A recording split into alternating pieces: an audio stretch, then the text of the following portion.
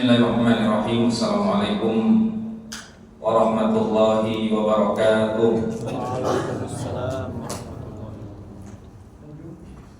Innal hamdalillah nahmaduhu wa nasta'inuhu wa nastaghfiruh wa na'udzu billahi min shururi anfusina wa sayyiati a'malina. Man yahdihillahu fala mudilla lahu wa man yudlil fala hadiya lahu.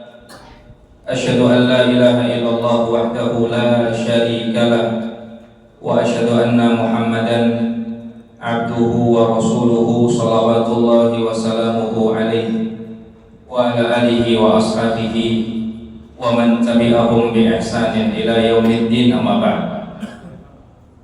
Jamaah sekalian rahimakumullah, alhamdulillah, segala puji bagi Allah Ta'ala yang masih memberikan kepada kita semangat menuntut ilmu dikala cuaca hujan yang sering ya.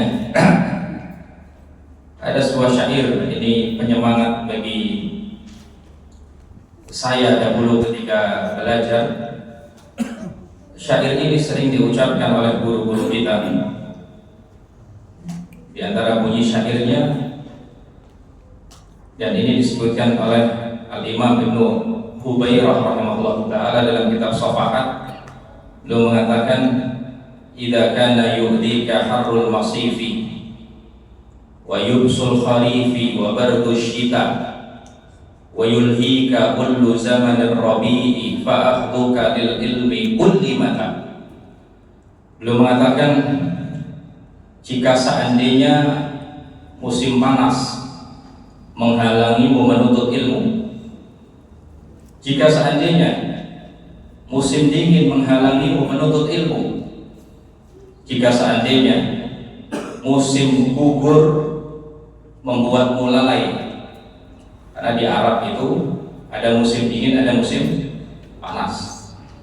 Musim dingin luar biasa panasnya, musim dingin luar biasa dinginnya, musim panas luar biasa panasnya. Kalau musim gugur enak. Makanya Syekh Ibnu Hubairah mengatakan, jika seandainya musim panas menghalangi menuntut ilmu, musim panas setengah tahun, tadi setengah tahun menuntut ilmu, saking panasnya. Jika seandainya musim dingin menghalangimu, musim dingin setengah tahun juga kalau di Arab, jadi setahun full menuntut ilmu. Maka beliau mengatakan, fa'akhduka lil ilmi kulli maka kapan kamu akan menuntut ilmu. Kalau disebutkan dalam suatu riwayat ya, di kitab Safahat min Sabil Ulama, ada seorang syekh yang sangat istiqamah ketika mengajarkan ilmu. Disebutkan dalam riwayat, muridnya menjelaskan, di hari itu hujan sangat deras, bahkan kilat menyambar-nyambar, bahkan jalanan banjir, becek tidak bisa dilewati. Kami pun tidak berangkat, kata murid-muridnya. Ternyata gurunya berangkat. Besoknya dimarahin sama gurunya. Kemudian gurunya mengatakan, la khaira liman aqahul harru wal bardu. Tidak ada kebaikan bagi orang yang kalah sama musim panas dan musim dingin. Tidak ada kebaikan bagi orang yang kalah dari hujan. Ya, ini luar biasa istiqomahan ulama zaman dahulu ya. Luar biasa ya, bisa menjadi panutan kita semua, contoh kita semua agar senantiasa semangat menuntut ilmu. Baik jamaah sekalian rahimakumullah, flyer yang sudah kita sebar, kita akan membahas bagaimana dakwah Nabi Sallallahu Alaihi Wasallam secara terang-terangan mendakwakan tauhid dan mendakwakan Islam. Nah, tentunya pembahasan kita masih membahas kitab Sirah Nabawiyah karangan Abul Is Al-Hanafi. Kita bacakan jamaah sekalian, kita sampai pada syair yang ke-26. Beliau mengatakan, "Tsumma da'a fi arba'il aqwami bil amri jahratan ilal islami." Kemudian di tahun keempat kenabian, di tahun keempat kenabian, Nabi mulai menjaharkan dakwahnya. Nabi mulai terang-terangan ketika mendakwakan Islam. Karena itu berarti di tahun pertama, kedua, dan ketiga dakwah Nabi sembunyi-sembunyi. Di Di tahun pertama Nabi diutus, tahun kedua dan tahun ketiga masih sembunyi-sembunyi. Tapi tahun keempat Nabi mulai berani dakwah secara terang-terangan. Di tahun keempat kenabian. Oleh karena itu Imam Ibnul Qayyim rahimahullah taala menyebutkan di dalam kitab Zadul Ma'ad sebab kenapa Nabi mulai berani berdakwah terang-terangan mendakwahkan tauhid, dikarenakan ayat turun perintah dari Allah Subhanahu wa taala. Saya bacakan perkataan Ibnul Qayyim. Ibnul Qayyim mengatakan rahimahullah taala, wa aqama sallallahu alaihi wasallam ba'da dzalika thalatha sinin yad'u ila Allah subhanahu mustafian. Ibnul Qayyim mengatakan selama 3 tahun pertama semenjak Nabi diutus, Nabi mendakwahkan Islam mustafian, sembunyi-sembunyi. Jadi modelnya Jabri, ya, disamperin orang satu-satu. Ini saya membawa ajaran Islam seperti ini, seperti ini. Belum berani di masjid, belum berani di tempat umum, didatangi satu-satu. Ini masih sembunyi-sembunyi. 3 tahun pertama. Kemudian Ibnu Qayyim rahimahullah taala mengatakan, summa nazala alaihi, setelah 3 tahun turunlah ayat dalam surat Al-Hijr ayat 94. Allah berfirman, fasda' bima tu'mar wa a'rid 'anil musyrikin. Wahai Muhammad, sampaikan dakwah Islam secara terang-terangan, wa a'rid 'anil musyrikin, dan berpalinglah engkau wahai Muhammad dari orang-orang musyrik. Allah memerintahkan Nabi Muhammad untuk mendakwahkan secara terang-terangan. Ini sudah waktunya didakwahkan terang-terangan oleh Muhammad. Wa'rid 'anil musyrikin, dan berpalinglah dari orang-orang musyrik. Maksudnya jauhi kesyirikan. Ya, larang mereka dari melakukan kesyirikan.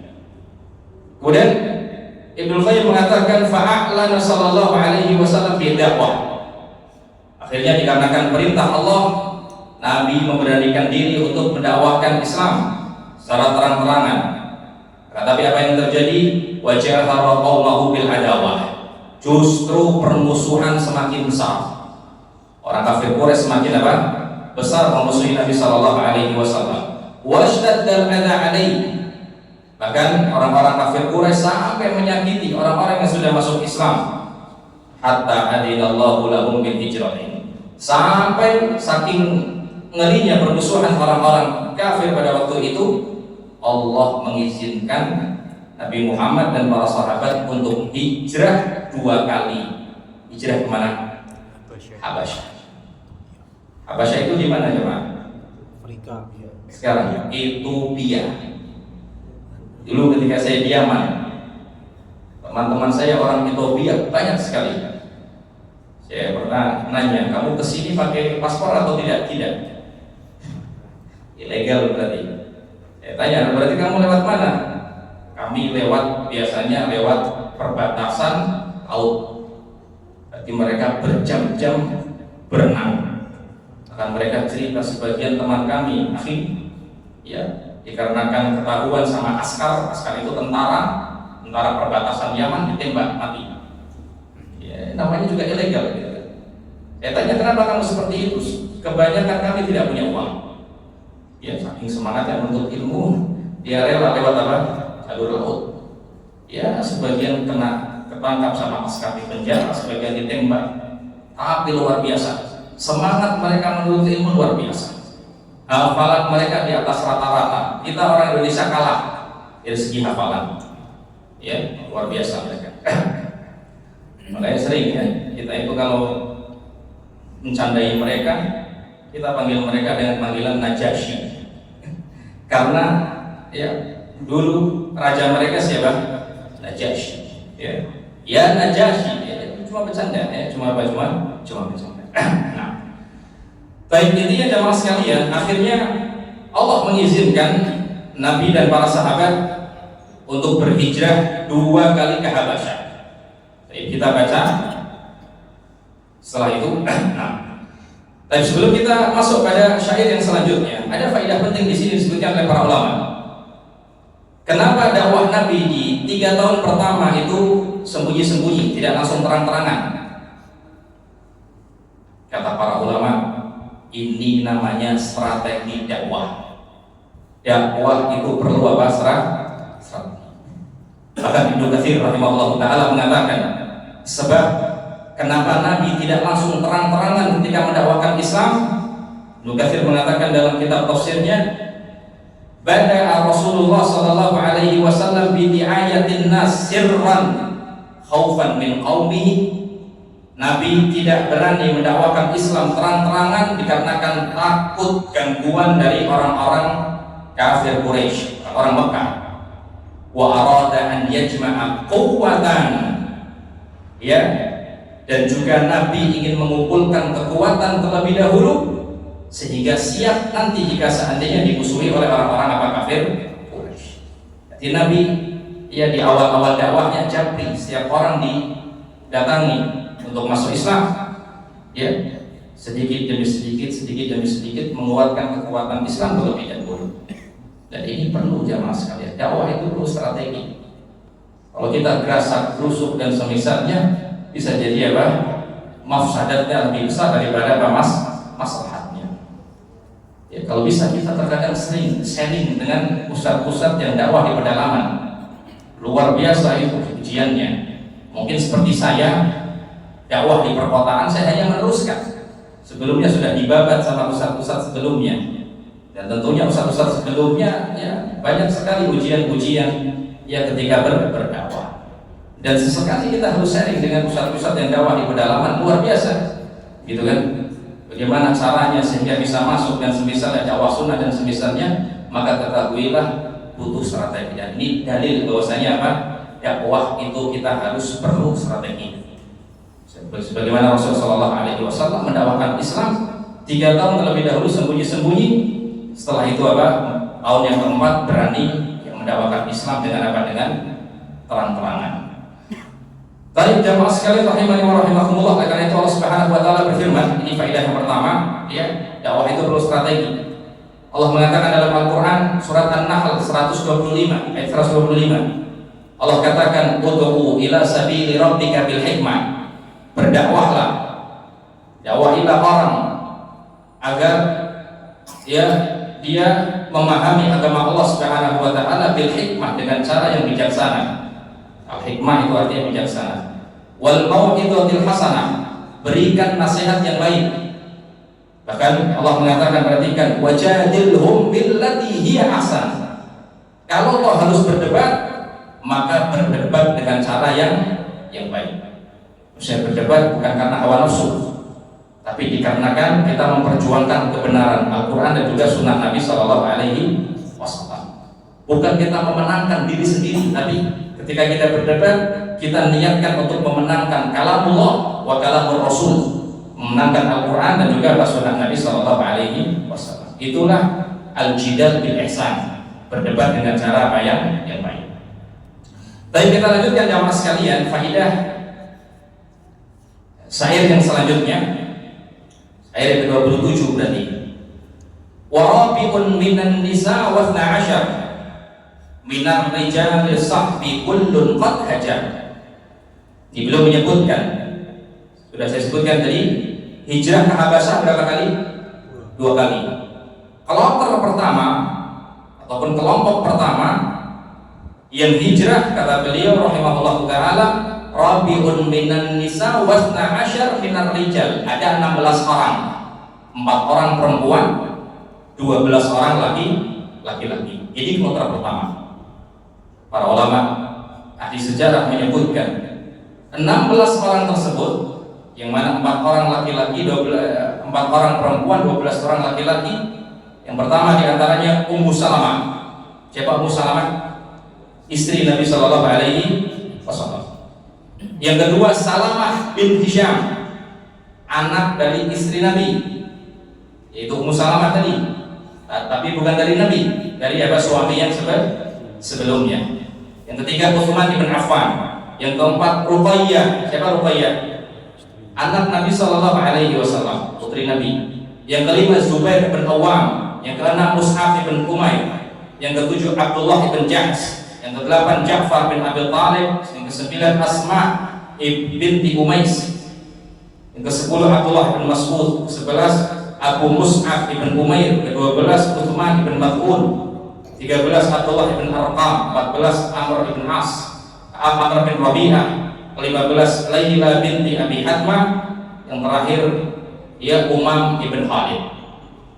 Maka beliau mengatakan di kloter pertama 16 orang yang mereka hijrah ke Habasyah, tentunya bersama Nabi Shallallahu Alaihi Wasallam. Wafihi adu, kata beliau, ila biladil Habsyi, hijrahnya ke negeri Habasyah yaitu Ethiopia kalau sekarang. Fi khamisi amin wa fihi adu summa adu la malam. Beliau menyebutkan hijrah para sahabat dan Nabi Shallallahu Alaihi Wasallam ke Habasyah di tahun kelima. Tahun kelima apa ini jemaah? Tahun kelima kenabian. Tahun kelima kenabian. Setelah tahun keempat tadi, Nabi berani untuk terang-terangan ketika mendakwakan Islam. Ternyata permusuhan semakin apa? Semakin besar. Di tahun yang kelima, Nabi Shallallahu Alaihi Wasallam dan para sahabat hijrah kemana? Ke Habasyah. Di tahun yang sama, kata beliau rahimahullahu taala, wa fihi adu thumma adu la malam. Di tahun yang sama, ya, ketika mereka sudah hijrah ke Habasyah, maka para sahabat mendengar kabar Mekah sudah kondusif, orang-orang sudah menerima dakwah Islam. Ternyata beritanya berita apa? Bohong. Tapi sebagian sahabat sudah terlanjur, mereka kembali kemana? Ke Mekah. Maka para sahabat yang terlanjur sudah kembali ke Mekah disiksa sama orang-orang apa? Orang-orang kafir Quraisy. Ternyata berita bohong ya, agar ya kaum muslimin kembali lagi ke Mekah.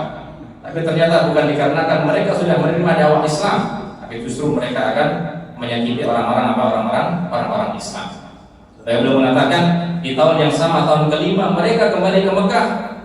Ya, akan tapi dikarenakan berita bohong yang disebarkan oleh orang-orang kafir Quraisy. Tapi kemudian belum menyebutkan jamaah sekalian rahimakumullah.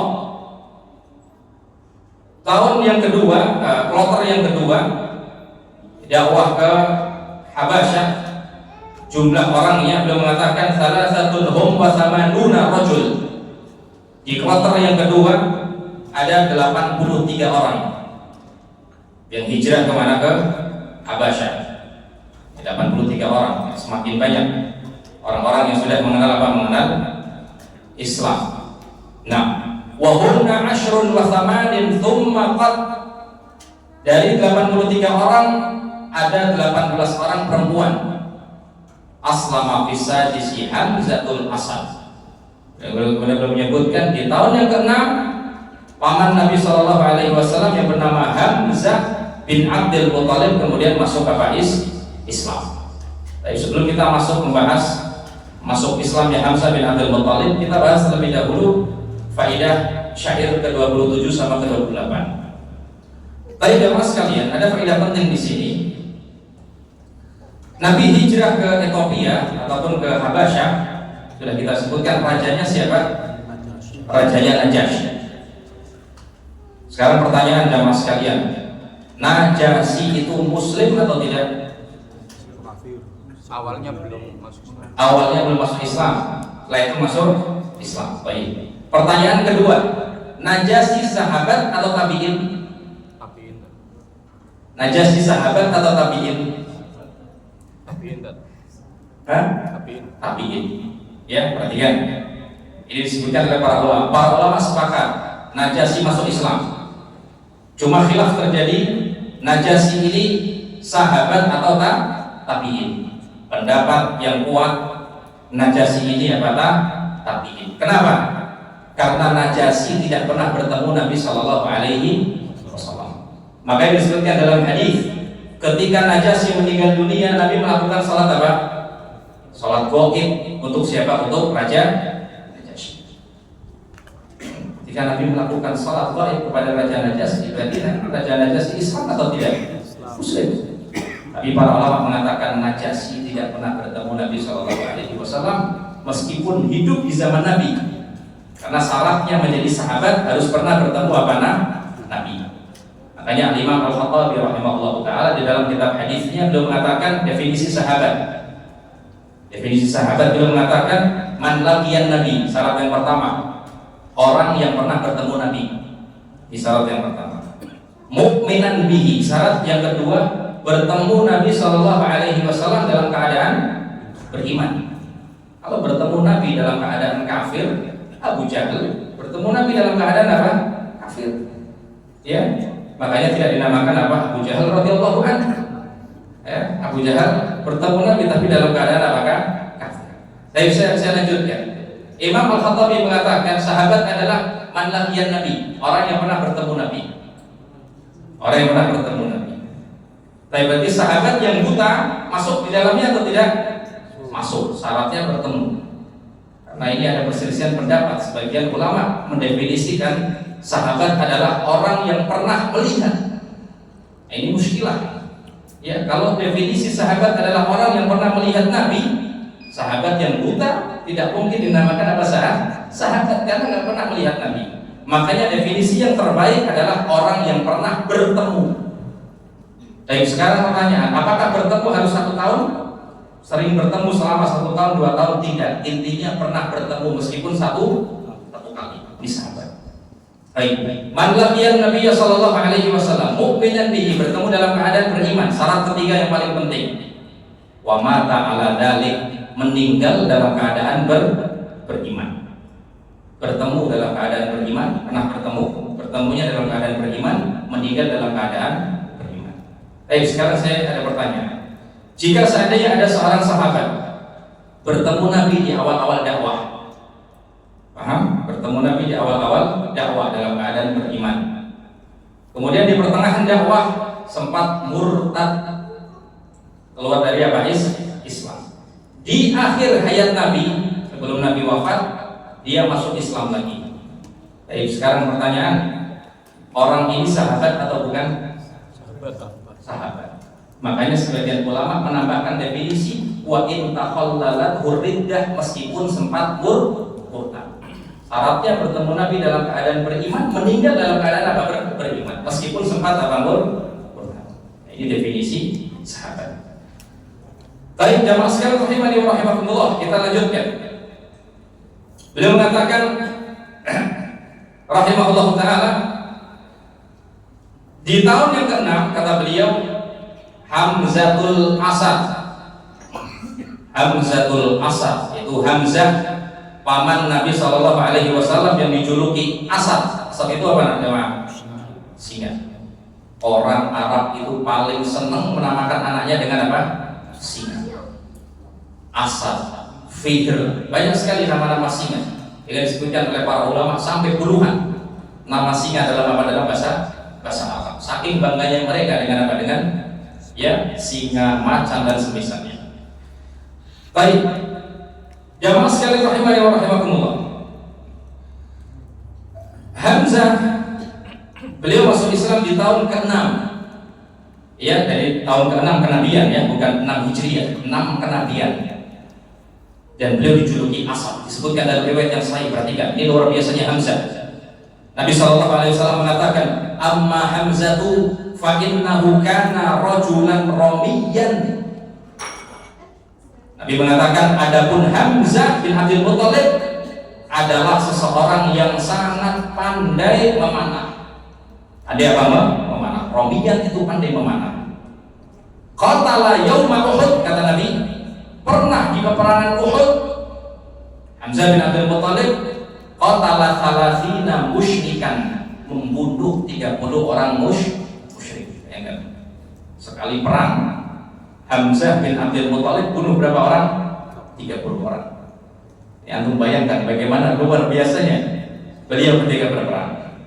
Antum bayangkan jika antum berhadapan dengan Hamzah. Mungkin kita sudah ya kencing terbirit-birit ya ketika melihat Hamzah bin Abdul Muthalib. Orang kafir 30 ya dibunuh sama Hamzah bin Abdul Muthalib. Tapi disebutkan oleh para ulama juga, di samping Hamzah ini pamannya Nabi, Hamzah bin Abdul Muthalib juga saudara sepersusuannya Nabi. Ya, Hamzah bin Abdul Muthalib juga saudara sepersusuannya siapa? Nabi Shallallahu Alaihi Wasallam. Siapa yang menyusui keduanya? Siapa yang menyusui keduanya?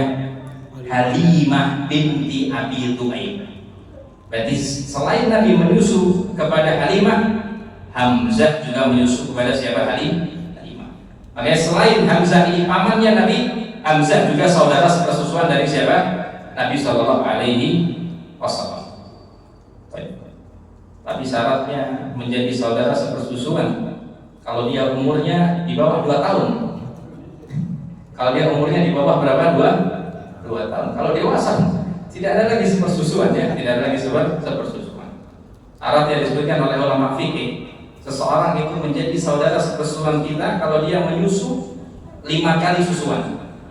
5 kali susuan dengan apakah? Kenyang. Syarat yang kedua, umurnya kurang dari berapa tahun? 2 tahun. Kalau umurnya sudah lebih dari 2 tahun, bahkan kalau umurnya sudah balik, kan nggak ada lagi sepersusuan. Nggak ada lagi apa sepersusuan. Nah, baik jamaah sekalian rahimani wa rahimakumullah. Kemudian Syekh Abdul Razak rahimahullah taala menyebutkan faidah.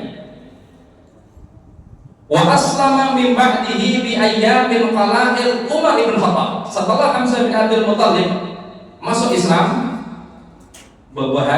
beberapa hari setelahnya Umar bin Khattab juga masuk ke Islam. Jadi saya akan kisahkan bagaimana masuk Islamnya Umar bin Khattab. Dan para ulama mengatakan 2 orang ini ketika masuk Islam, ya kaum muslimin yang lainnya sangat bahagia. Kenapa? Dua-duanya sama-sama singa. Makanya para sahabat mengatakan, dahulu kami tidak pernah berani salat di Mekah, salat di Ka'bah. Ketika Umar masuk Islam, kemudian kami berani melakukan salat di mana? Di Ka'bah. Di saking pengaruhnya 2 orang ini masuk Islam, sehingga Islam semakin kuat. Baik jamaah sekalian rahimani wa rahimakumullah. Kita akan sebutkan bagaimana Umar ibn Khattab beliau memeluk agama Islam. Disebutkan dalam riwayat sahih oleh Al-Imam Al-Bukhari rahimahullah taala, hadis yang ke-56. Al-Imam Al-Bukhari meriwayatkan dari Abdullah bin Umar, anaknya Umar bin Khattab, dari Umar bin Khattab sendiri. Umar bin Khattab yang menceritakan bagaimana kisah beliau masuk Islam. Beliau mengatakan, kharajtu min ashaddi ma kana Quraisyun 'ala Nabi sallallahu alaihi wasallam. Aku keluar di suatu hari dalam keadaan sangat marah kepada Nabi sallallahu alaihi wasallam. Jadi para ulama mengatakan Umar sebelum masuk Islam, padahal rencana Umar ingin membunuh siapa? Nabi. Bayangkan, inilah hebatnya apa? Hidayah. Umar keluar rumah untuk membunuh Nabi, justru malah masuk apa? Islam. Dan antum tahu Umar adalah orang yang sangat apa? Ya, luar biasa mengerikan ya. Bahkan disebutnya dalam riwayat Umar pernah menantang orang-orang Mekah untuk duel dari pagi sampai sore. Tidak ada yang berani, semuanya kalah. Ya, kalah ya mundur, ganti lagi, ini kelahi, kalah lagi mundur lagi. Bayangkan, saking kuatnya siapa Umar ibn Khattab. Maka disebutkan dalam riwayat Umar mengatakan, kharajtu min ashaddi ma kana Quraisy 'ala Nabi. Aku keluar dalam keadaan kemarahan yang luar biasa, ingin membunuh Nabi sallallahu alaihi wasallam. Kemudian beliau mengatakan, fa'aratu biqaumin min Quraisy. Maka orang-orang kemudian membicarakan aku. Karena Umar ya, keluar membawa pedang dalam keadaan wajah yang sangat marah, maka orang-orang Quraisy membicarakan Umar. Umar mau kemana ini? Umar mau kemana nih? Kemudian Umar mengatakan, waqalu aina taruhu Umar? Qultu adhabu aqtulu Muhammadan. Dijawab langsung sama Umar. Kalian lagi bicara apa? Saya ingin membunuh siapa? Muhammad sallallahu alaihi wasallam. Kalau sudah masuk waktu dikasih tahu Pak ya. Baik. Kemudian Umar mengatakan, qultu adhabu aqtulu Muhammadan. Qalu kaifa taqtuluhu wa ma'ahu ashabuhu? Maka orang-orang Quraisy mengatakan, bagaimana kamu bisa membunuh Muhammad? Muhammad sedang bersama para sahabatnya. Maksudnya Muhammad sekarang pengikutnya sudah mulai banyak. Namanya juga Umar gak peduli. Bahkan jangankan 1 lawan 10 gitu kan, 1 lawan 20 pun Umar juga berani. Ini kemudian Umar bin Khattab. Nah, bahkan Umar mengatakan, ara anni qadirun ala qatlihi. Aku ya mampu untuk membunuh meskipun mereka orang banyak.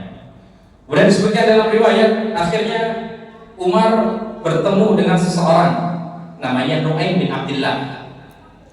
Kemudian Nu'aim mengatakan kepada Umar, wahai Umar, kamu mau kemana? Saya mau membunuh Muhammad.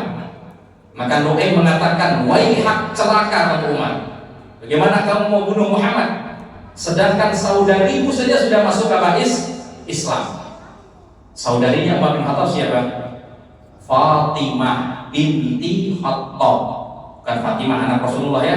Fatimah binti Khattab sudah masuk Islam terlebih dahulu. Akhirnya yang tadinya Umar marah luar biasa, mau langsung membunuh Muhammad, mendengar ternyata saudarinya sudah masuk Islam, belok arah, ya, nyamperin ke rumahnya siapa? Saudarinya tadi Fatimah. Dibuka pintunya, mendapatkan Fatimah sedang membuka apa? Mushaf, lembaran-lembaran Al-Quran. Al-Quran di zaman Rasulullah belum dikumpulkan ya, sehingga dikumpulkan di zaman siapa? Utsman bin Affan. Dahulu Al-Quran itu masih ditulis di kayu-kayu, kemudian di pohon-pohon, ya, di pelepah kurma dan semisalnya, di tulang hewan. Akhirnya, ya, dikarenakan Utsman bin Affan takut ini nanti akan hancur tulang-tulang ini dan takut para sahabat meninggal dunia dengan hafalan-hafalan mereka, akhirnya Utsman mengumpulkan apa? Mushaf. Dan itu bukan perbuatan bid'ah. Kenapa? Karena dahulu zaman Nabi belum dibutuhkan, tapi di zaman Umar sudah dibutuhkan. Akhirnya dibukukanlah apa? Mushaf yang sekarang ini. Antum lihat di depannya tulisannya apa? Mushaf Utsmani. Itu dikarenakan Utsman yang mengumpulkan mushaf tersebut. Tapi intinya Umar bin Khattab tidak jadi pergi ke Nabi Shallallahu Alaihi Wasallam. Kemudian malah pergi ke rumah saudarinya Fatimah. Membuka pintu mendapatkan Fatimah sedang membuka mushaf. Umar mengatakan, apa itu?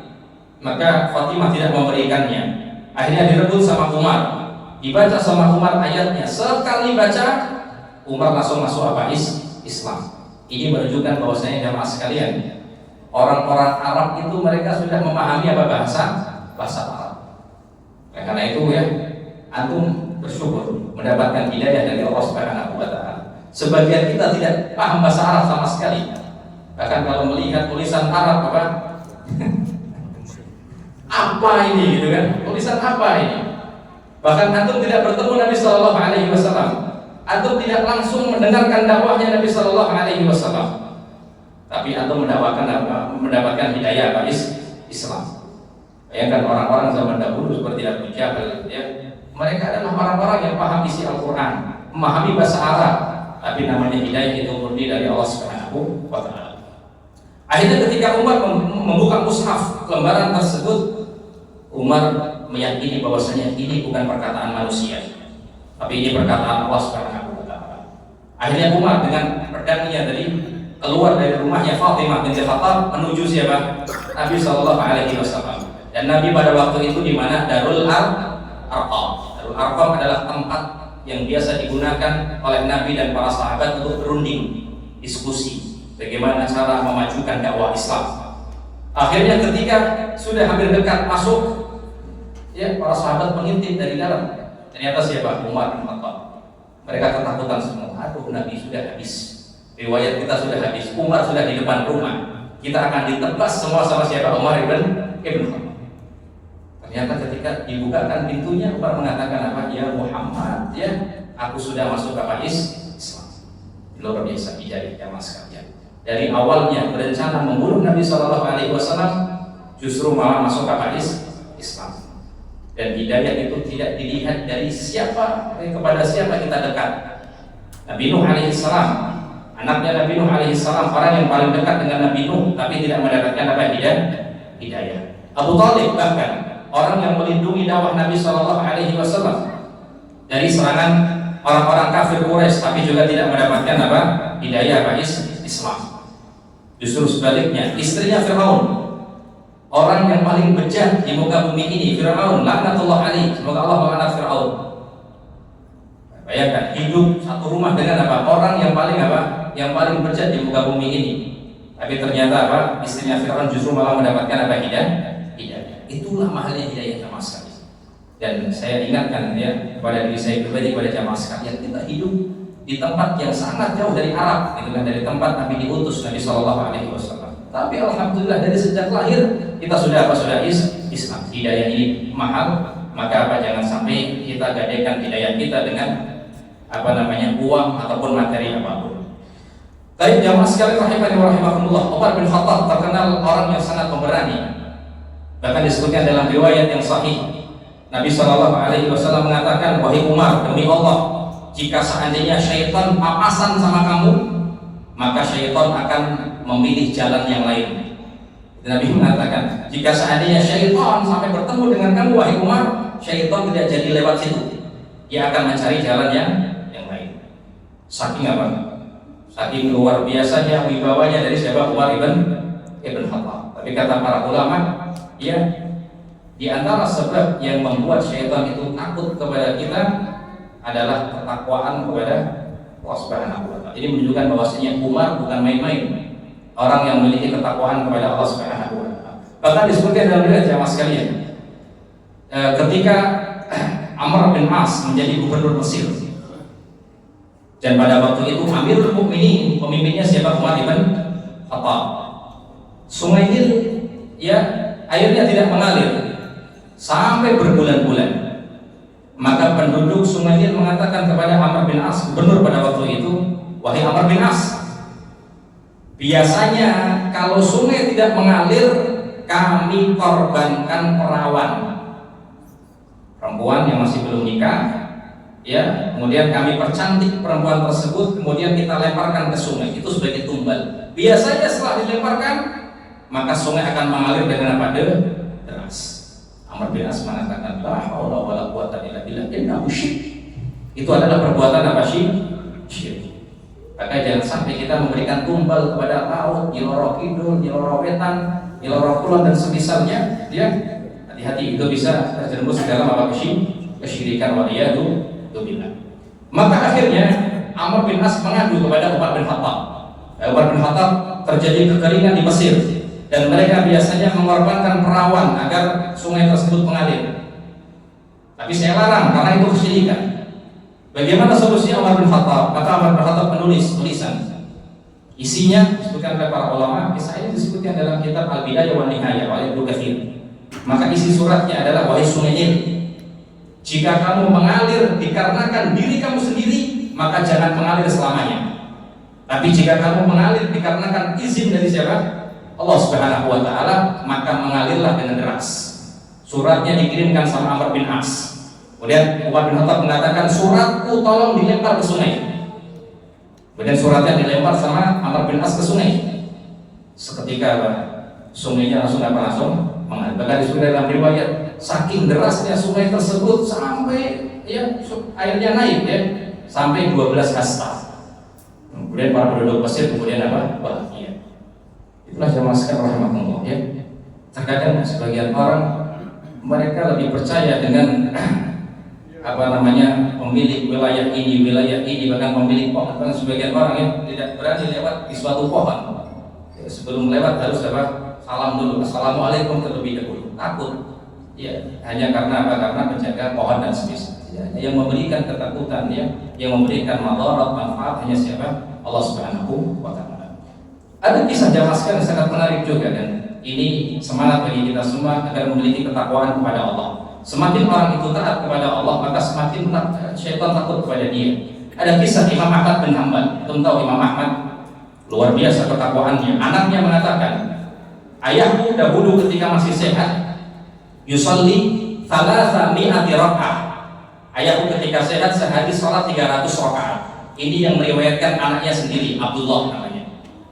Jadi Imam Ahmad ketika masih sehat, sholatnya berapa rakaat? 300 rakaat, bayangkan. Kemudian Abdullah mengatakan, falamma marida min tilka sijin. Antum tahu di zamannya Imam Ahmad ada fitnah apa? Al-Quran makhluk. Yang tidak mau mengatakan Al-Quran makhluk maka dipenjara. Imam Ahmad dipenjara bertahun-tahun. Maka disebutkan dalam riwayat dicambuk. Maka anaknya mengatakan, ketika ayahku keluar dari penjara, ya, ketika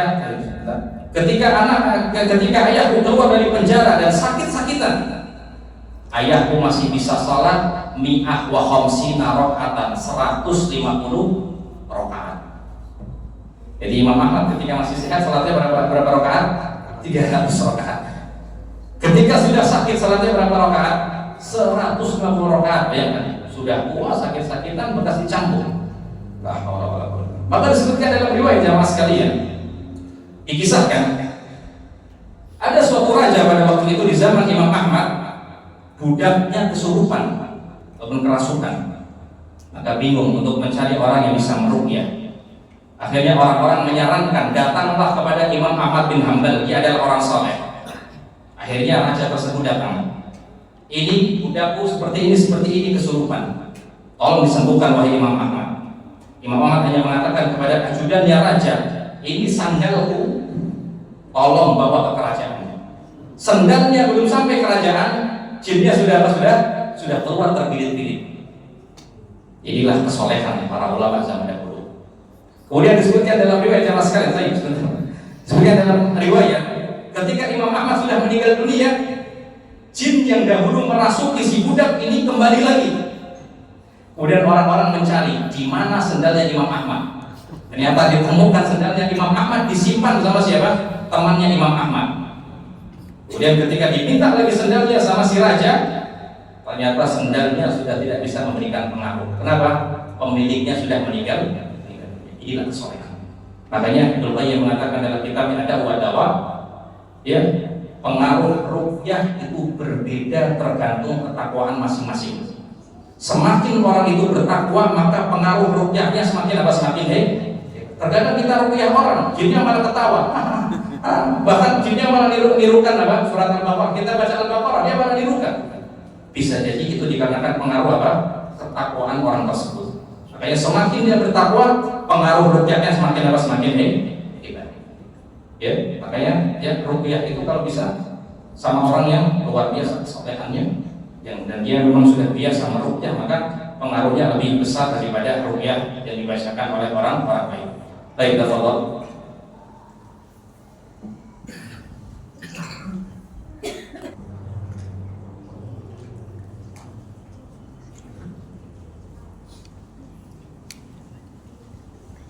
Bismillahirrahmanirrahim. Wassalamu ala Rasulillah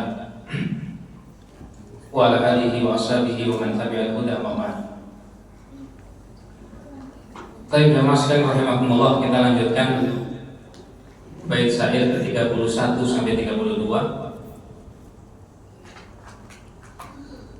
Wa ba'da tis'in min sinni risalati, setelah 9 tahun Nabi berdakwah, berarti tahun ke-10 kenabian. Tahun ke-10 kenabian. Mata Abu Talibin du kafalati, meninggallah siapa? Abu Talib. Jadi Abu Talib meninggal di tahun berapa? Tahun 10 kenabian. Itu tahun 10 ketika Nabi, ya setelah Nabi diutus sebagai Nabi. Wa ba'dahu, setelah itu di tahun yang sama, di tahun yang ke-10, Khadijatun tuwfiyat, maka setelah itu meninggal siapa? Khadijah. Min ba'di ayyamin thalathatin madat, 3 hari setelah Abu Talib meninggal dunia, kemudian meninggal siapa? Khadijah. Makanya tahun ke-10 kenabian dinamakan tahun apa? Tahun kesedihan, atau dinamakan dengan Amul Huzni. Itu tahun apa? Kesedihan. Baik, jamaah sekalian rahimani wa rahimakumullah. Para ulama sepakat, perhatikan masalah penting disebutkan oleh ulama sirah. Para ulama sepakat Abu Talib dan Khadijah meninggal di tahun yang sama. Ini sepakat. Itu tahun berapa tadi? 10. Khilaf terjadi siapa yang lebih dulu meninggal. Sebagian ulama mengatakan yang lebih dahulu meninggal Khadijah. Sebagian mengatakan yang lebih dahulu meninggal siapa? Abu Talib. Wallahu ta'ala a'lam. Pendapat yang lebih kuat adalah pendapat yang mengatakan Abu Talib meninggal terlebih dahulu, kemudian setelah itu apa? Khadijah. Pendapat ini dikuatkan oleh Al-Imam Ibnu Qayyim rahimahullahu ta'ala. Paham ya? Jadi sepakat para ulama Abu Talib sama Khadijah meninggal di tahun yang sama. Ya, khilaf terjadi siapa yang lebih dahulu meninggal. Dan pendapat yang lebih kuat sebagaimana dikuatkan oleh Ibnu Qayyim rahimahullahu taala, yang lebih dahulu meninggal adalah siapa? Abu Thalib. Setelah itu meninggal Khadijah radhiyallahu taala anha. Baik jamaah sekalian rahimani wa rahimakumullah. Di tahun yang sama Nabi sallallahu alaihi wasallam dakwah kemana? Ke Taif. Di tahun yang sama Nabi sallallahu alaihi wasallam dakwah ke Taif. Makanya disebutkan dalam suatu riwayat, Aisyah pernah bertanya kepada Nabi sallallahu alaihi wasallam, "Ya Nabi Allah, wahai Nabi sallallahu alaihi wasallam, hari apa yang paling berat yang kamu rasakan? Maksudnya hari apa yang paling besar cobaannya bagimu?" Maka Nabi mengatakan, hari tersebut adalah hari ketika aku berdakwah kemana? Ke Taif. Dan Nabi menceritakan, kenapa? Karena di tahun itu meninggal pamanku tercinta, yaitu siapa? Abu Thalib. Di tahun yang sama meninggal istriku tercinta, yaitu siapa? Khadijah radhiyallahu anha. Akhirnya Nabi sallallahu alaihi wasallam kemudian dakwah ke Taif. Ada faedah penting disebutkan oleh pakar psikologi, tapi ada baiknya juga di sini. Jadi disebutkan juga oleh para ulama. Nabi sallallahu alaihi wasallam di tahun kesedihannya, Nabi tidak berdiam diri di rumah. Ya, tidak berdiam diri di rumah, tapi Nabi malah pergi kemana? Ke Taif. Dan ini diantara cara untuk melupakan kesedihan. Untuk mendapatkan musibah, apapun itu musibahnya, kalau bisa, ya, apapun itu musibah yang menimpa kita, kita buat aktivitas agar kita lupa dengan apa musibah kita. Sudah tidak perlu dipikir. Semua sudah terjadi dikarenakan takdir Allah Subhanahu wa Ta'ala. Maka para ulama menyebutkan di antara faedah yang bisa kita ambil, ya, Nabi Shallallahu Alaihi Wasallam di tahun ke-10 mendapatkan musibah yang bertubi-tubi, tapi Nabi tidak berdiam diri di rumah untuk menyesali musibahnya, tapi Nabi justru malah pergi kemana? Ke Taif. Tapi ketika Nabi ke Taif, tidak malah diterima dakwahnya, tapi malah apa? Malah ditolak. Makanya Aisyah mengatakan, ya, hari apa yang paling berat wahai Nabi? Hari ketika aku dakwah ke Taif. Nabi menyebutkan disebutkan dalam hadis yang sahih, ya, riwayat Muslim.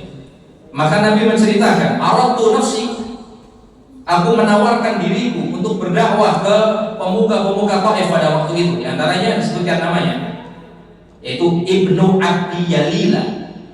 Ini pemuka Taif yang ditawarkan dakwah oleh Nabi Sallallahu Alaihi Wasallam. Falam yujibni, tapi Nabi malah diusir, tidak digubris sama sekali. Bahkan disebutkan dalam riwayat Nabi sampai dilempar dengan batu sampai kakinya berdarah.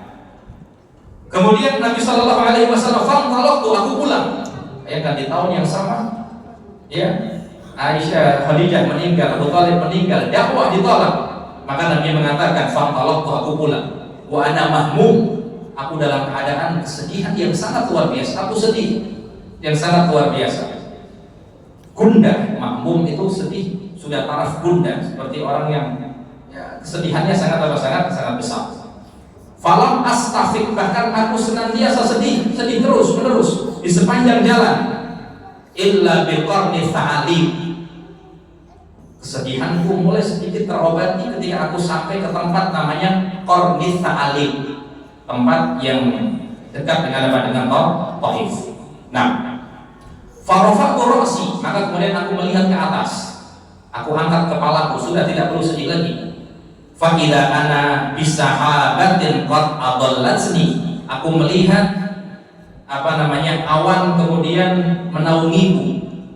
Pada waktu itu musim panas, tapi dikatakan ada awan, tapi tidak terkena apa-apa panas. Kemudian ketika aku melihat fa nadartu fa idza fiha Jibril, ternyata ada siapa? Malaikat Jibril di atas awan tersebut. Fanadani, kemudian Jibril memanggilku. Faqala inna Allah azza wa jalla qad sami'a qawla qawmi. Bayangkan, ini saking sayangnya Allah dengan Nabi sallallahu alaihi wasallam. Nabi langsung utus Jibril, Muhammad sedang sedih, tolong, ya, kasih solusi kepada siapa? Muhammad sallallahu alaihi wasallam.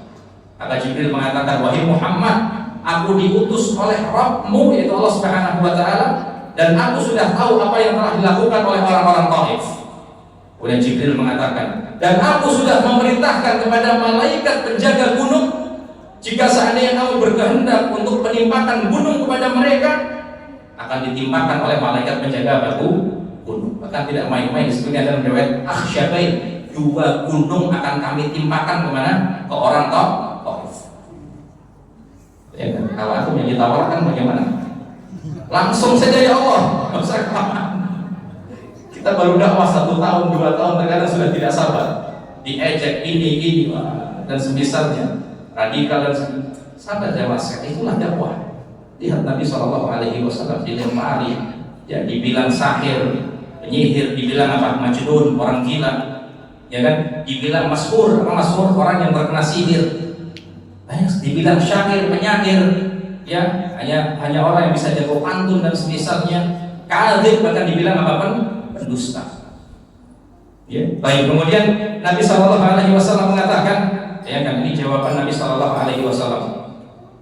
Maka Nabi mengatakan, la, jangan engkau timpakan gunung tersebut kepada mereka. Bal arju an yakhruja Allah min aslabihim man ya'budullah wahdahu la syarikalah. Akan tapi aku masih berharap kelak keturunan mereka adalah orang-orang yang mentauhidkan Allah Subhanahu wa taala. Kenyataan atau tidak? Kenyataan. Oke, semuanya muslim sekarang. Luar biasa. Makanya aku kalau ke Mekah, ya, kalau bisa berkunjung ke mana? Taif. Itu sejarah yang luar biasa yang terjadi. Ya, semuanya muslim. Benar. Apa kata Nabi SAW? Keturunannya akan masuk apa? Masuk Islam. Ya, dan ini disebutkan para orang ini di antara kesabaran Nabi SAW. Nabi sudah diberikan, ya, pilihan oleh malaikat penjaga gunung untuk menimpakan gunung kepada mereka, orang-orang Taif.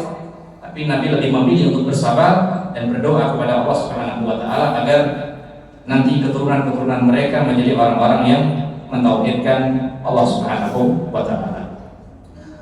Baik, jamaah sekalian rahimani wa rahimakumullah, mungkin itu bisa kita sampaikan di kesempatan yang berbahagia ini. Terakhir ingin saya sampaikan faedah yang sangat penting dari musibah Nabi yang sangat berat. Nabi pernah mengatakan, barang siapa yang ingin ringan musibahnya, falyata'azza bi musibati, maka hendaknya dia menghibur dirinya dengan melihat musibah-musibahku. Jadi Nabi mengatakan, kalau antum ingin ringan musibah antum, tolong antum buka baca kitab sirah, lihat bagaimana luar biasa musibah-musibah siapa? Nabi SAW. Dari kecil sudah ditinggal siapa? Ayahnya. Kemudian ditinggal siapa? Ibunya. Umur 6 tahun sudah yatim piatu. Ditinggal kakeknya, ditinggal pamannya. Seluruh anaknya meninggal dunia ketika Nabi masih hidup, kecuali satu, siapa? Fatimah radhiyallahu taala anha. Itu pun meninggal 1 bulan setelah Nabi SAW meninggal dunia. Yang lainnya meninggal masih dalam keadaan kecil. Ibrahim, Abdullah, Qasim dan semisalnya. Bayangkan kurang berat apa musibah Nabi SAW. Bahkan Nabi mengatakan, ketika aku sakitnya 2 kali lipat. Ya, orang dari kalangan kalian, kami para nabi sakitnya berapa kali lipat? 2 kali lipat. Ibnu Mas'ud bertanya, ya Nabi Allah, wahai Nabi Allah Subhanahu wa taala, kenapa sakitku 2 kali lipat? Ibnu Mas'ud pada waktu itu memegang kepala Nabi SAW. Disebutkan dalam riwayat, Nabi padahal memakai selimut. Ibnu Mas'ud hanya memegang apa? Selimut Nabi SAW. Akan tapi apa? Sangat panas sekali. Mungkin ya kalau sekarang panas yang paling tinggi berapa derajat? 100. Panas yang paling tinggi kita 100 sudah meninggal. 40. Berapa Pak? 40. 40 kan?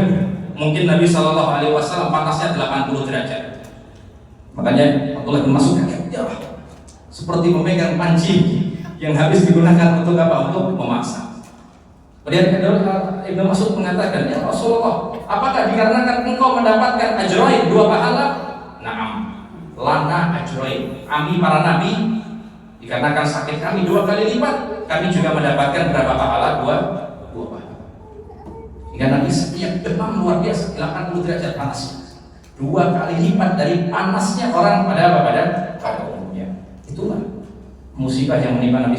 Tidak hanya itu jemaah sekalian, Nabi pernah selama 2 bulan dapurnya tidak pernah menyala api. Aisyah mengatakan, ya, kunna nanzuru ilal hilal, kami melihat hilal sampai 3 kali selama 2 bulan. Ma yuqadu lana nar, tidak ada api di dapur kami. Bukan punya korek, Nabi punya korek, ya, Nabi bisa menyalakan api, tapi tidak ada apa bahannya. Para sahabat bertanya, apa yang kalian makan? Aswada. Yang kami makan adalah apa? Tamr, kurma dan juga apa? Air. Antum bisa makan kurma sama air 2 bulan berturut-turut. Bahkan saya berani taruhan, bahkan meskipun orang itu jual kurma, dia tidak mungkin tahan untuk memakan kurma selama berapa? 2 bulan. Kurma air. Antum kalau Ramadan saja full-fullnya berapa hari makan kurma sampai bosan? 10 hari sudah apa? Sudah bosan. Hari ke-11 makanan favorit tidak kurma lagi, tapi apa? Gorengan. Ya, Nabi 2 bulan berturut-turut hanya itu saja yang dia makan. Bahkan disebutkan dalam riwayat jemaah sekalian, ketika Nabi meninggal dunia ada sisa emas sekitar 5 atau 6 keping. Ini di hari terakhir Nabi meninggal dunia. Ya. Kemudian Nabi mengatakan kepada Aisyah, "Mali walid dahab." Wahai Aisyah, aku masih punya emas. Apa kebutuhanku pada emas tersebut? Ya, di hari terakhir masih memiliki sekitar 4 keping emas. Diambil sama Aisyah. Wahai Aisyah, bawa sini emasnya. Dilihat sama Nabi, dibolak-balik emasnya. Ya, demi Allah, saya tidak mau memperpanjang hisabku dikarenakan emas ini. Kemudian memerintahkan kepada Aisyah, ya Aisyah, tasaddaqi, sedekahkan emas ini. Sehingga para ulama mengatakan Nabi meninggal dunia tidak meninggalkan apapun. Itulah Nabi SAW. Maka itu jamaah sekalian, intinya kalau musibah kita berat, ya, kita merasa berat ditimpa musibah, maka lihatlah musibah Nabi SAW. Maka kita akan merasa bahwasanya musibah kita lebih ringan, tidak ada apa-apanya daripada musibah Nabi SAW. Mungkin ini yang bisa kita sampaikan, semoga bisa bermanfaat bagi saya pribadi, kemudian kepada jamaah sekalian. Subhanakallahumma wa bihamdika, asyhadu an la ilaha illa anta, astaghfiruka wa atubu ilaik. Assalamualaikum warahmatullahi wabarakatuh.